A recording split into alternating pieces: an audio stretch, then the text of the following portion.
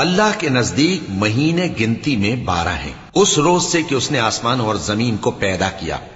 اللہ کی کتاب میں سال کے 12 مہینے لکھے ہوئے ہیں، ان میں سے 4 مہینے ادب کے ہیں، یہی دین کا سیدھا رستہ ہے۔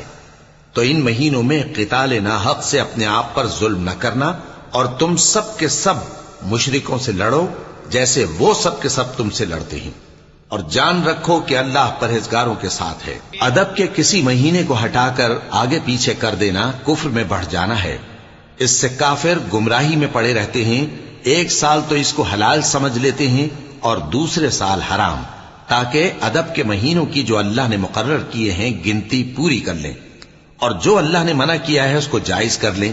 ان کے برے اعمال ان کو بھلے دکھائی دیتے ہیں، اور اللہ کافر لوگوں کو ہدایت نہیں دیا کرتا۔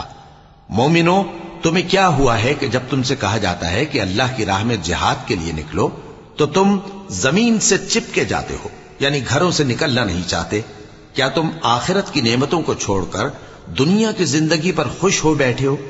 سو دنیا کی زندگی کے فائدے تو آخرت کے مقابل بہت ہی کم ہے۔ اگر تم نہ نکلو گے تو اللہ تم کو بڑی تکلیف کا عذاب دے گا، اور تمہاری جگہ اور لوگ پیدا کر دے گا، اور تم اس کو کچھ نقصان نہ پہنچا سکو گے، اور اللہ ہر چیز پر قدرت رکھتا ہے۔